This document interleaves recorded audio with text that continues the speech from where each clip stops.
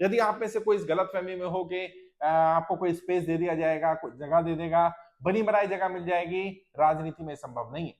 अगर आपकी परिवार का कोई व्यक्ति राजनीति में नहीं है तो सबसे पहली चुनौती यही आने वाली है कि आपको आइडेंटिफाई करना होगा कि कौन आपका अपना है, कौन आपका साथ देगा और कौन आपके साथ देने का दिखावा करेगा, नाटक करेगा, कौन आपके साथ तो होगा लेकिन आपके खिलाफ काम करेगा या आपको हराने का काम, आपको गिराने का काम करेगा। उनको आइडेंटिफाई करना सबसे बड़ी चुनौती, सबसे पहली चुनौती है। और जैसा मैं अक्सर बोलता हूं, बाकी फील्ड में भी इस तरह के लोग होते हैं जो टांग खींचने का काम करते हैं, दूसरों को गिराने का काम करते हैं, लेकिन राजनीति में समस्या क्या है, यहाँ सफलता की संभावना बहुत कम है। अगर परसेंटेज में बात करें तो 99% people who enter into politics fail, 99% लोग फेल होते हैं, केवल 1% लोग ही सफल हैं। अब जिस फील्ड में सफलता का प्रतिशत मात्र 1 हो, वहां पर कदम कदम पर चुनौतियां होंगी और इन लोगों को आइडेंटिफाई कर पाना बहुत मुश्किल होता है। और ज्यादातर लोग क्योंकि जो आपके साथ जुड़ेंगे शुरुआती दौर में खासकर से, उनका अपना कोई निजी स्वार्थ भी होगा, निजी लक्ष्य भी होंगे, कुछ के शॉर्ट टर्म होंगे, कुछ के लॉन्ग टर्म गोल होंगे, कुछ लोग तुरंत के तुरंत रिजल्ट चाहिए होगा, कुछ लोग ऐसे होंगे जो लॉन्ग टर्म में आपके साथ चलने को तैयार हो जाएंगे या चलेंगे लॉन्ग टर्म में आपके साथ। अब आपको आइडेंटिफाई करना है कौन व्यक्ति किस तरह का है या उसका क्या स्वार्थ है, निजी स्वार्थ कितना है, सपना है कि नहीं है तो कितना बड़ा है, शॉर्ट टर्म गेन के लिए तैयार है, लॉन्ग टर्म लॉस करेगा या लॉन्ग टर्म गेन के लिए शॉर्ट टर्म लॉस करने को तैयार है, अपना समय अपने संसाधनों का आपके साथ उपयोग करने के लिए तैयार है, आपके संसाधनों का दुरुपयोग करेगा, सदुपयोग करेगा, आपको सही सलाह देगा, सपोर्ट करेगा या केवल आपको एक सीढ़ी की तरह इस्तेमाल करेगा। इसके लिए आपको अपने आप को मेंटली प्रिपेयर होना पड़ेगा और इतना मजबूत बनना पड़ेगा ताकि आप लोगों को पहचान पाए। और ये आसान काम नहीं है, बहुत अनुभव की जरूरत है। यदि आपने बिजनेस में अनुभव लिया है, नौकरी में अनुभव लिया है, तो वहां कुछ इस तरह के अनुभव होते हैं कि कौन व्यक्ति हमें सपोर्ट कर रहा है, कौन सपोर्ट करने का दिखावा कर रहा है।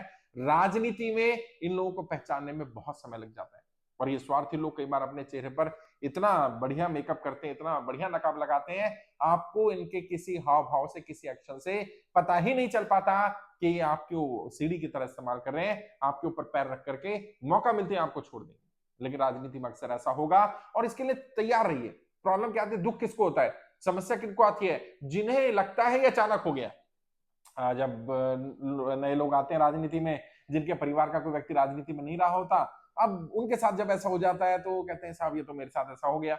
अच्छा, जो लोग ट्रेंड होते हैं या सीख लेते हैं या जिन्हें पता चल जाता है कि ये होगा ही, तो मेंटली प्रिपेयर रहते हैं कि कुछ लोग आएंगे, कुछ लोग स्वार्थी होंगे, कुछ लोग मेरे संसाधनों का, मेरे पैसे का, मेरे समय का, मेरी चीजों का दुरुपयोग करेंगे, लेकर चले जाएंगे, नुकसान कर जाएंगे। आपकी बनी बनाई चीज, आपका नाम, आपका ऑफिस, आपकी गाड़ी, आपका दफ्तर, आपका पैसा, आपके संसाधन, आपका बिजनेस, कई बार आपका लाइफ पार्टनर, उनको तक को ले जाएंगे।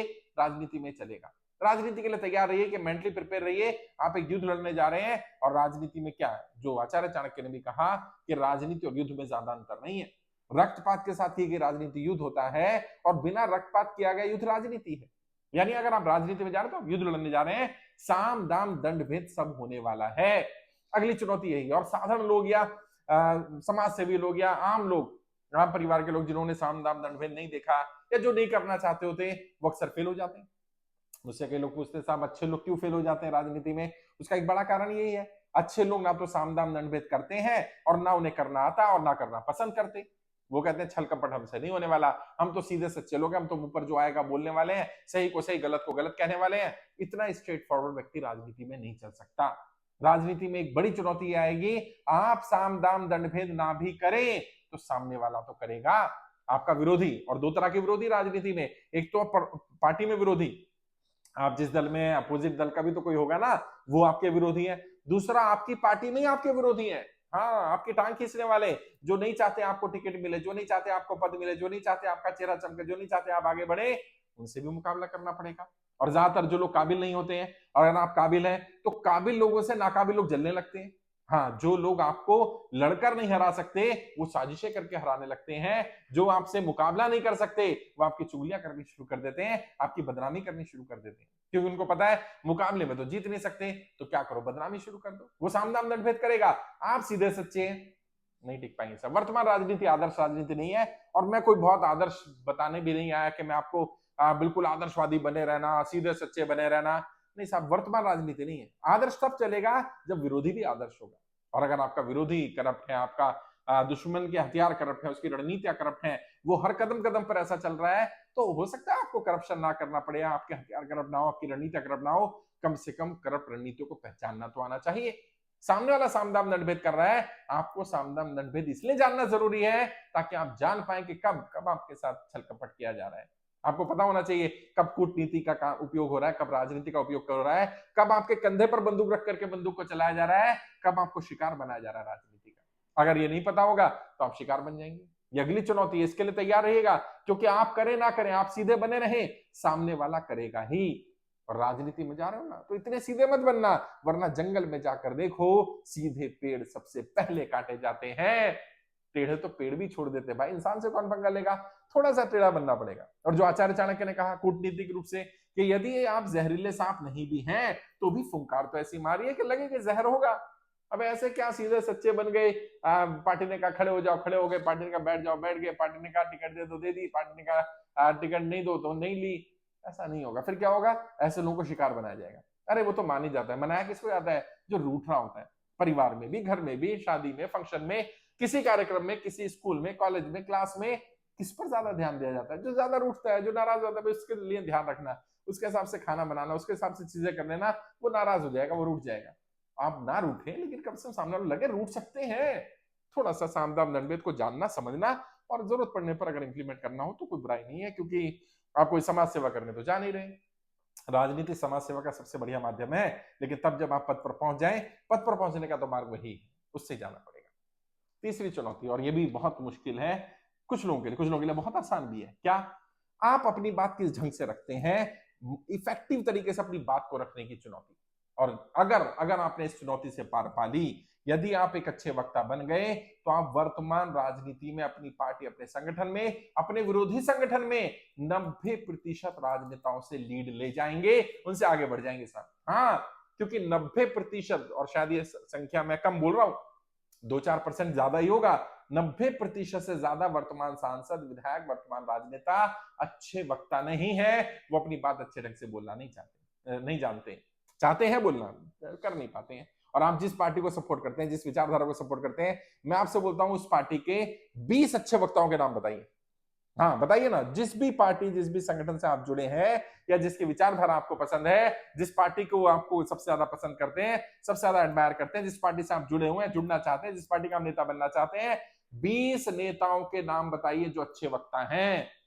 और मैं दावे के साथ कह सकता हूं, भारत की बात कर रहा हूं, 20 नाम नहीं बता पाएंगे साहब। ऐसा नहीं कह रहा हूं 20 नहीं है, 20 से ज्यादा होंगे, लेकिन 20 नाम ऐसे नहीं बता पाएंगे जिन्हें इफेक्टिव वक्ता कहा जाए, जो वाकई मंच पर दहाड़ना जानते हो। तो सोचिए, यदि आप ऐसे वक्ता बन गए तो आप कितने कितने आगे निकल जाएंगे, कितनी लीड ले जाएंगे। 90% से ज्यादा वर्तमान राजनेताओं से आगे निकल सकते हैं। ये बड़ी चुनौती है, कुछ लोगों के लिए बहुत मुश्किल है, कुछ लोगों के लिए बहुत आसान है। अच्छा, जिनके लिए आसान है उनके लिए भी हमेशा आसान नहीं थी, उनके लिए भी मुश्किल थी, लेकिन उन्होंने कर करके सीख लिया, ये गुण को पैदा कर लिया। और सीखा जा सकता है, ये जन्मजात गुण नहीं है। हाँ, सबसे अच्छी बात यही है, ये गुण जन्मजात गुण नहीं है। कोई व्यक्ति ये नहीं कह सकता मैं जन्मजात बढ़िया वक्ता था, हर व्यक्ति ने सीखा जा सकता है। मेहनत करेंगे तो इंप्रूवमेंट आ सकता है। एक और चीज, और ये भी बड़ी चुनौती है, और ये भी इसके लिए भी तैयार है, राजनीति में सफल होना है, ये चुनौती भी आनी ही आनी है। क्या मैंने बार बार कहा है, राजनेता कोई व्यक्ति नहीं बनता है, या व्यक्ति कभी सफल नहीं होता, व्यक्ति कभी चुनाव नहीं जीतता, या तो उसकी पार्टी या संगठन जीतता है, या उसकी टीम जीतती है। और अगर आप इंडिपेंडेंट हैं तो भी आपको टीम चाहिए, और यदि आप पार्टी के नेता हैं, पार्टी के स्तर पर चुनाव लड़ना चाहते हैं, पद लेना चाहते हैं, तो भी आपकी अपनी पैरेलल टीम होनी चाहिए। कोई तो हो जो आपका नाम ले ले, कोई तो हो जो आपको आगे लाने को तैयार हो, कोई तो हो जो आपकी पैरवी करने को तैयार हो, कोई तो हो जो आपके साथ अन्याय अत्याचार हो। जब पार्टी आपको आपका हक ना दे तो आपको ना बोलना पड़े, कोई और हो जो आपके लिए बोले। और अगर 10, 20, 50 लोग भी ऐसे नहीं है जो आपकी हक की बात कर सके, जो आपके लिए आवाज उठा सके, जो आपके लिए खड़े हो सके, तो इसका अर्थ क्या है? इसका अर्थ ये नहीं है कि आप किसी को जोड़ नहीं पाए, इसका अर्थ ये है आपने कभी किसी के लिए हक की आवाज नहीं उठाई, आपने कभी दूसरे के लिए लड़ाई नहीं लड़ी, आपने कभी दूसरे के लिए आवाज नहीं उठाई, आप कभी दूसरे के साथ खड़े नहीं हुए, तो आज कौन आपके साथ खड़ा होगा? लेकिन इसमें भी अच्छी बात क्या है, आज नहीं करा, कल तक नहीं करा, तो आज से शुरू कर दो। है, अभी तक नहीं करा ना, आज से शुरू कर दो। सबसे बढ़िया बात यही है, आप जो बदलाव करना चाहते हैं उस बदलाव को आज से शुरू कर दो। अब तक नहीं करा कोई बात नहीं, टीम नहीं बन पाई ना, आज से जहां समस्या दिखे जाना शुरू कर दो। तो अपनी समस्या में तो हर कोई जाता है, दूसरों की प्रॉब्लम में जाओ ना। आपके पड़ोसी को क्या प्रॉब्लम आ रही है, स्कूल में कॉलेज में क्या प्रॉब्लम आ रही है, आपके हॉस्पिटल में क्या प्रॉब्लम आ रही है, आपके समाज की क्या प्रॉब्लम आ रही है। कुछ समुदाय हो सकते हैं, सांप्रदायिक रूप से तनाव हो, तनाव को आप कैसे कम कर सकते हैं, कैसे लोगों को इकट्ठा कर सकते हैं, कैसे जोड़ सकते हैं, उनकी वास्तविक समस्याएं क्या है, रोजगार की समस्या है, व्यापार की समस्या है, उस समस्या का समाधान कर सकते हैं या समाधान करने में मदद कर सकते हैं। और सबसे बड़ी मदद पता है क्या, किसी भी व्यक्ति की जो दुख में, तकलीफ में, परेशानी में है, उसकी दुख तकलीफ परेशानी में उसके साथ खड़े हो जाना ही सबसे बड़ी मदद है। समाधान करना ना करना बात की बात है, यदि आप दुख तकलीफ में खड़े हैं, हक बात कह रहे हैं, हक के साथ खड़े हैं उसकी लड़ाई में, तो यकीन मानिए वो भी आपके साथ खड़ा होगा, वो भी आपके लिए हक की बात करेगा। और आहिस्ता आहिस्ता आहिस्ता 1000 लोगों के साथ खड़े होंगे तो 100 लोगों की टीम बहुत आराम से बन जाएगी। शुरुआत करिए। बहुत समस्या है, लोग दिक्कत में है, परेशानी में है, बस आपने जाना है, संवाद करना है, बात करनी है, थोड़ा सा मरहम लगाना है उनके जख्मों पर। जख्मी है लोग, दिक्कतें हैं, परेशानियां हैं, आप मदद करेंगे, समाधान हो जाएंगे। तो मैंने कोशिश की 3-4 ऐसी चुनौतियों की, समस्याओं की, जो आने वाली हैं, नए लोगों को भी आएंगी और पुरानों को भी आएंगी। मतलब एक आग का दरिया है और डूब के जाना है, सबको जाना पड़ेगा, नया आए पुराना आए।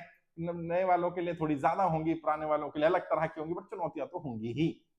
तो फिर भी कोई डाउट है, कोई और सवाल है, कुछ और पूछना चाहते हैं, किसी और टॉपिक पे कोई वीडियो चाहिए, तो कमेंट बॉक्स में लिख सकते हैं, मैं जरूर उस टॉपिक पे वीडियो बनाऊंगा। मुझसे मिलना चाहें, बात करना चाहें, तो वीडियो के डिस्क्रिप्शन जाइए, मेरे फोन नंबर मिल जाएंगे, 2-4-5 मिनट बात करो, डायरेक्ट बात करिए, मैं आपकी हेल्प करूंगा, गाइड करूंगा। मिलने आना चाहें तो मेरे ऑफिस में मिलने आ सकते हैं। ट्रेनिंग लेना चाहें तो हमारी वेबसाइट है www.iplindia.org, वहां जाकर ट्रेनिंग भी ले सकते हैं। आज के लिए इतना ही। आपके उज्जवल राजनीतिक भविष्य के लिए हार्दिक शुभकामनाएं। जय हिंद, जय भारत।